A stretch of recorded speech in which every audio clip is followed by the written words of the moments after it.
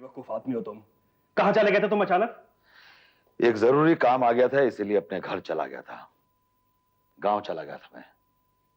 ऐसी क्या जरूरत आन पड़ी थी कि तुम बगैर कुछ कहे अपने गांव चले गए? तुम्हारी वजह से मेरी सारी प्लानिंग चौपट हो गई है राज। क्या हुआ सर? तुमने राजेश को मेरे पास 50 लाख रुपए लेने के लिए भेजा था कि नहीं? जी। मैंने उसे 50 लाख रुपए दिए और एग्रीमेंट पर भी साइन करवा लिया। मेरी जीत हो गई। राज, उस जीत से मेरा भाई भी बाहर आ सकता था, मेरा बेटा भी वापस आ जाता। जिस एग्रीमेंट पर राजेश ने साइन किया था, उस एग्रीमेंट के सहारे मैं विशंबरनाथ दीवान का पूरा घर हथिया सकता था, लेकिन अब कुछ नहीं कर सकता। वजह क्या हुई है सर? वो एग्रीमेंट लेकर गया, वो 50 लाख रुपए लेकर गया है, ये बात उसके बाप को पता चल गई। बस अपने बाप के बहकावे में आकर मुझे रुपए वापस करके चला गया। आपने वो एग्रीमेंट वापस नहीं करना चाहिए था।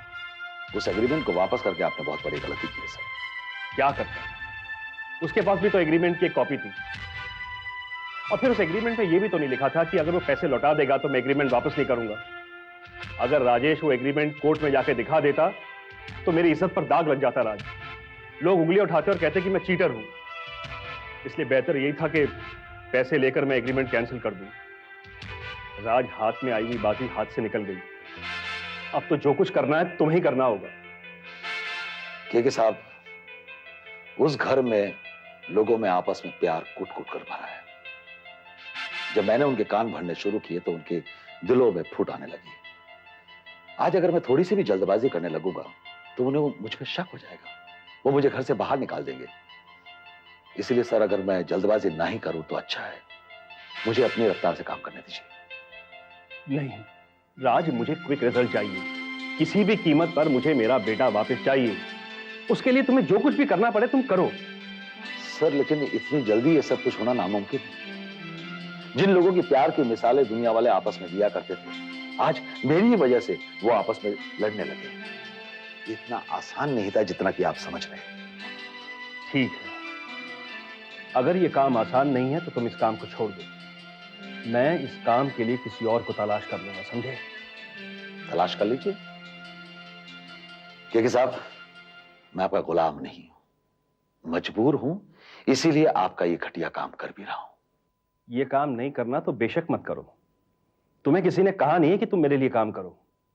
अगर तुम्हें नहीं करना है तो मैं किसी और को ये काम सौंप दूंगा। तो सौंप दीजिए, लेकिन एक बात याद रखिएगा, मेरे अलावा अगर उस घर में कोई और गया तो मैं उन लोगों को सच्चाई बता दूंगा। उनके आपस के दिलों की जो भी दरारें हैं वो मिट जाएगी। वो कभी अलग नहीं होंगे और उन्हें कोई अलग नहीं कर पाएगा। गुप्ता साहब, मेरा जो होना है वो तो होगा, जो ऊपर वाला चाहेगा वो करेगा, लेकिन मैं आपका काम नहीं करूंगा। अब जो भी आपसे बन पड़े कर लीजिएगा। अपनी औकात से बाहर मत जाओ राज। ये मत भूलो कि तुम मेरे टुकड़ों पर पल रहे हो। मुझसे दुश्मनी लोगे ना तो भूखों मर जाओगे, और उसका अंजाम बहुत बुरा होगा। अंजाम चाहे बुरा हो या भला, मैं अब आपका काम नहीं करूंगा। अपने टुकड़े आप अपने पास रखिएगा। अब देखिएगा कि मैं आपके प्लान को कैसे फेल करवाता हूं।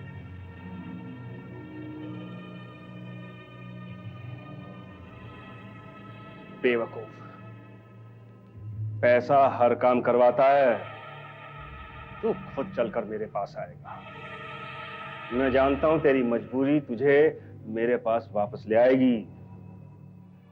मैं देखूंगा तुझे।